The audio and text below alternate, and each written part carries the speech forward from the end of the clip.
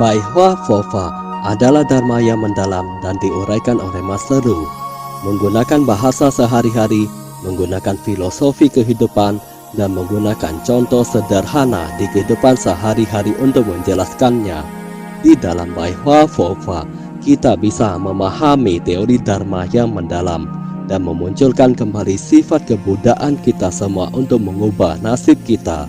Silakan menonton Bai Hua Fofa Master Ru.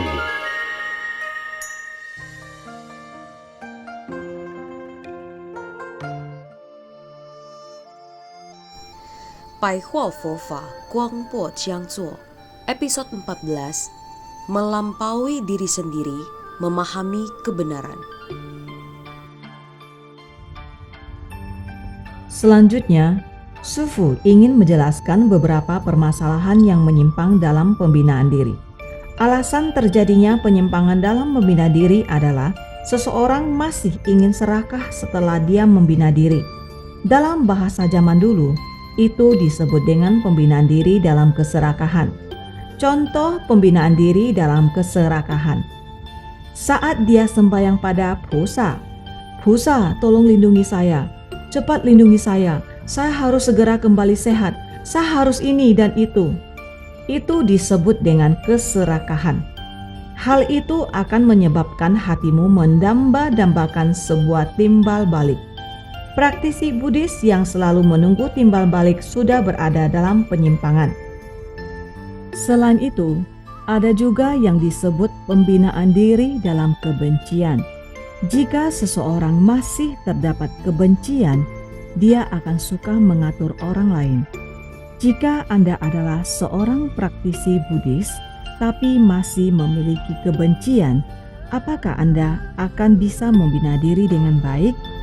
Jika Anda tidak bisa membina diri dengan baik, Anda akan menyalahkan manusia. Itu artinya Anda akan sering memarahi orang lain. Mengapa Anda payah sekali? Mengapa Anda masih belum tersadarkan? Hanya karena merasa pembinaan dirimu baik, Anda hanya melihat sisi negatif dari orang lain. Dengan demikian, rasa kebencianmu akan timbul. Ada lagi, pembinaan diri dalam kebodohan dan percaya pada takhayul. Pada zaman dahulu, ada banyak orang bodoh. Ada yang berkata jika makan abu dupa, maka penyakitnya akan sembuh. Ada juga orang bodoh yang mencari dukun. Dia akan melakukan bermacam-macam ritual untukmu. Dukun itu akan menari sambil bernyanyi. Dia juga akan meletakkan sesuatu di mana-mana. Itu takhayul, bukan? Anda malah mempercayai perkataan orang lain. Itu karena Anda tidak memiliki kebijaksanaan, padahal ada Buddha di dalam hati setiap praktisi Buddhis. Saat Anda mendengar perkataan Sufu, seharusnya Anda bisa menilai apakah perkataan Sufu itu benar atau salah, kan? Jika Sufu terus meminta kalian untuk melakukan ini dan itu berarti saya bukanlah guru yang baik. Guru yang baik adalah guru yang bisa membangkitkan sifat asli kebudayaan kalian. Kalian tahu jelas bahwa perkataan Sufu bisa membangkitkan sifat asli kalian, bukan hanya sekedar mendengar perkataan Sufu. Itu dinamakan sebagai mengikuti secara membabi buta. Dharma mengatakan, mengikuti ajaran Dharma dan bukan orangnya. Meski Anda adalah seorang yang terkenal, tapi jika perkataan Anda salah, maka Anda akan tetap salah. Jika perkataan Anda benar, maka Anda benar. Mengikuti ajaran Dharma dan bukan orangnya. Jika Sufu bertanya padanya, apakah benar? Lalu kamu menjawab, saya tidak tahu. Master tanya padamu, apa yang Sufu katakan semua tadi adalah ucapan Sang Buddha pada saat itu. Menurut kalian, apakah benar? Apakah mengerti? Pembinaan diri dengan keangkuhan dan tanpa meyakini apapun. Jika kalian membina diri dengan keangkuhan, apakah kalian bisa meyakini Triratna? Anda sombong dan memandang rendah orang lain. Anda merasa pembinaan dirimu sangat hebat. Itulah yang disebut dengan kesombongan. Apakah hati Anda bisa meyakini Triratna? Contoh sederhana, jika Anda tidak mempercayai seseorang yang membantumu, apakah Anda bisa memahami orang lain? Anda pasti tidak bisa memahami orang lain. Pembinaan diri dalam keraguan. Apakah pengajarannya benar? Apakah Dharma berguna? Bisakah Dharma menyelamatkanku? Itu adalah hati yang dipenuhi dengan keraguan. Permasalahan dalam membina diri juga terdapat yang namanya pembinaan diri dalam pemahaman dangkal dan kelekatan pada eksistensi objek. Pien artinya tepi. Cien artinya tidak melihat secara keseluruhan. Itu artinya seseorang melihat sesuatu hanya pada satu sisi saja. Kelekatan pada eksistensi suatu objek. Jelas-jelas hal tersebut ada. Dia juga melekat pada dirinya sendiri. Saya tidak melihatnya, jadi hal tersebut belum tentu ada. Nihilisme dan eternalisme juga termasuk pemahaman yang dangkal. Saat Anda terus mengira hal tersebut tidak ada, maka itu disebut dengan pemahaman yang dangkal. Saat Anda terus mengira hal tersebut ada, maka itu disebut dengan pemahaman yang dangkal. Setelah Anda memasuki tahap pemahaman yang dangkal, maka Anda akan masuk pada pandangan buruk. Master sering membuat contoh. Jika bos Anda tidak begitu mengenalmu, maka dia akan sering berprasangka buruk padamu. Padahal itu kesalahan orang lain. Tapi bos malah mengatakan, hal ini pasti ada kaitannya denganmu. Bukankah itu akan membentuk pandangan buruk? Bukankah pandangan buruk akan menjadi pandangan sesat? Saat Sang Buddha membimbing para sangha, beliau memberitahu mereka bahwa seseorang tidak boleh memiliki pemahaman yang dangkal. Pada saat itu masih belum terdapat arti kesalahpahaman. Kata pien masih belum ada, tapi menggunakan kata pemahaman yang dangkal. Itu artinya menilai sesuatu hanya pada satu sisi saja, melekat pada dua sisi. Dia tidak bisa melihat permasalahan secara menyeluruh. Pandangan spekulatif artinya melekat pada eksistensi objek. Eternalisme artinya melekat pada eksistensi. Hal ini akan terus berlanjut. Hal ini tidak akan berlangsung lama. Ada orang yang mengatakan, kehidupan manusia akan terus berlanjut. Ada juga yang mengatakan, setelah manusia meninggal, semua telah tiada. Jika Anda melekat pada pihak manapun itu, maka Anda telah memasuki pemahaman yang dangkal. Agama Buddha mengajarkan kita yang namanya konsep jalan tengah. Kita harus menilai permasalahan secara menyeluruh, jangan sampai menyimpang. Orang ini sangat baik, orang ini sangat jahat. Orang seperti ini akan menjadi orang yang memiliki pemahaman yang dangkal. Mereka tidak akan mendengarkanmu lagi. Orang ini sangat baik. Mungkinkah seseorang itu terlalu baik? Orang ini sangat jahat. Dia tidak ada sisi baiknya. Anda harus berjalan di jalan tengah. Anda harus berada di tengah untuk menilai sesuatu. Apa itu jalan tengah? Itu artinya Anda harus menilai sesuatu dari tengah. Tidak boleh ada penyimpangan. Ada juga yang namanya pembinaan diri dalam kekacauan. Hati yang tidak memiliki patokan. Anda tidak tahu dengan siapa Anda belajar. Anda membina diri secara sembarangan. Anda belajar sedikit di sana dan sedikit di sini. Aliran Dharma ini bagus, aliran Dharma itu juga bagus. Seberapa tinggi kebijaksanaanmu sehingga bisa mempelajari semua aliran Dharma dengan baik? Jika Anda tidak memiliki patokan dalam membina diri, maka Anda tidak akan memiliki fondasi utama yang cocok. Anda tidak belajar pada siapapun. Jadi, Anda belajar dengan siapa? Ada juga yang namanya pembinaan diri dalam ketidakfokusan atau tidak gigih. Apakah ada orang yang sebebasnya dan tidak fokus? Dia hanya belajar dharma sesuka hatinya. Dia hanya membaca parita di waktu kosong dan tidak baca jika tidak ada waktu kosong. Anda tidak bisa menganggap hal tersebut penting. Maka itu disebut dengan pembinaan diri dalam ketidakfokusan. Apakah Anda bisa maju? Ada satu lagi. Tanah liat yang tak terhancurkan, sama seperti anjing yang mengejar dengan cepat. Manusia seperti tanah liat yang tak terhancurkan.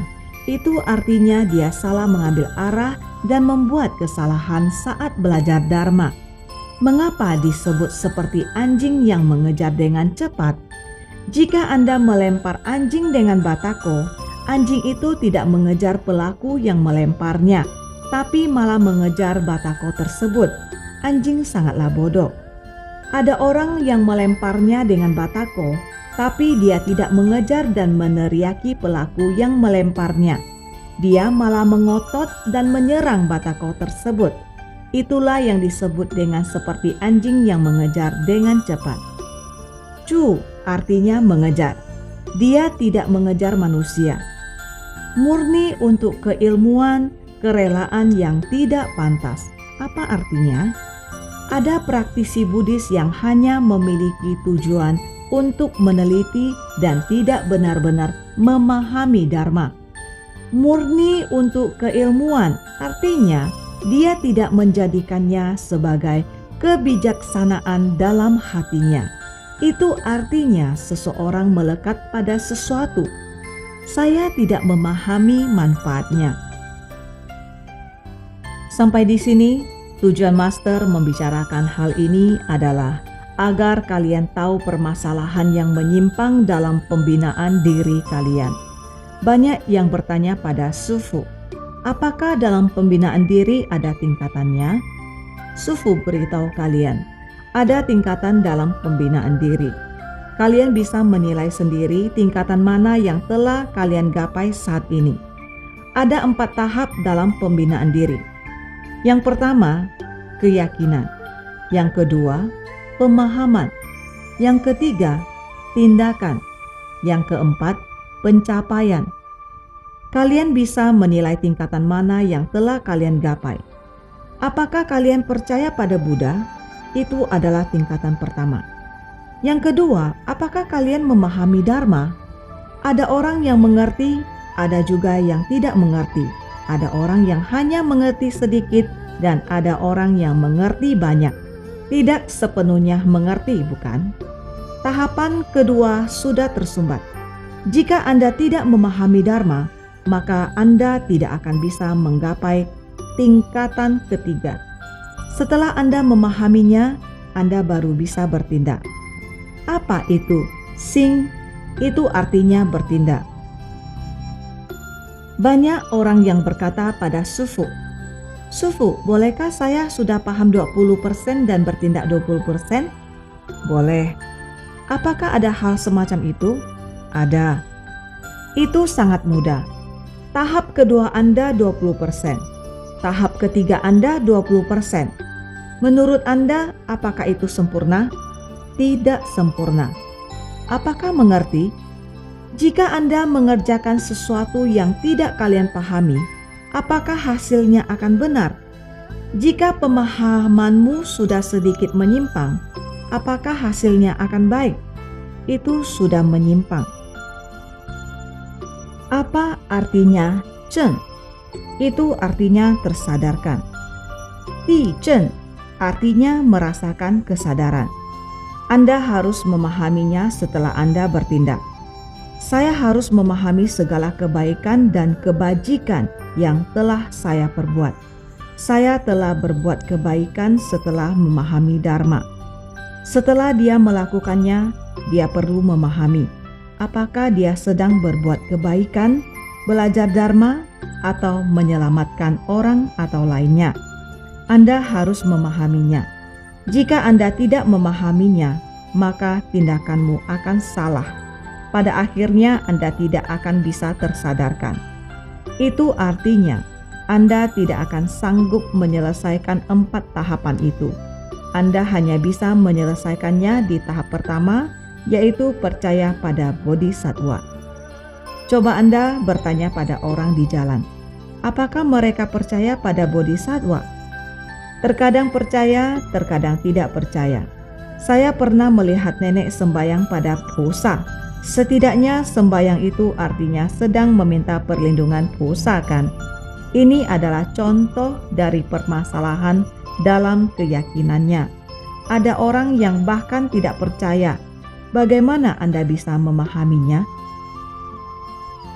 Contoh sederhana, hanya dengan mempercayainya saya baru bisa memahaminya.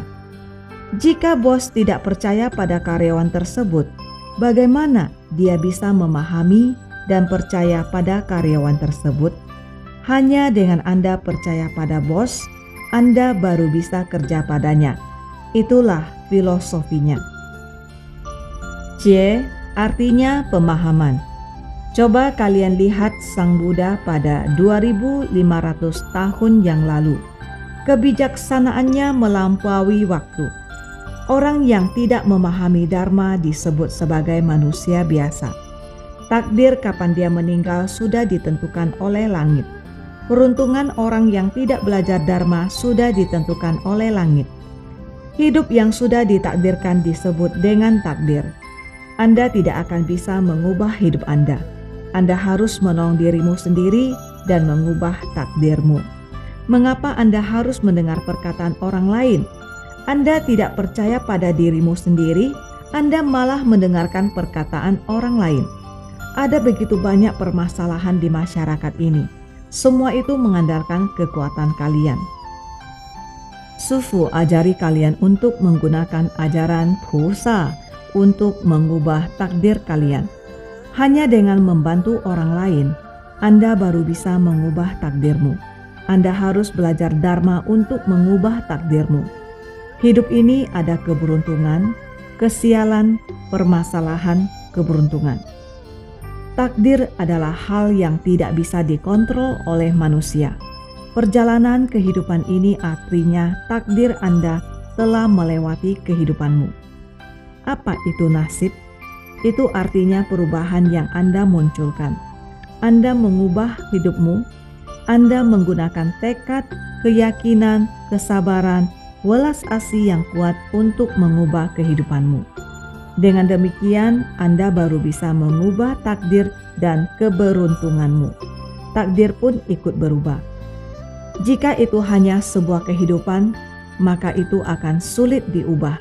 Hanya dengan menempatkan keberuntungan, Anda baru bisa mengubah takdirmu. Terima kasih telah menyaksikan pencerahan Bai Hua Fofa Master Lu Junhong. Bergembira dalam Dharma bersama dan menyelamatkan makhluk yang berjodoh.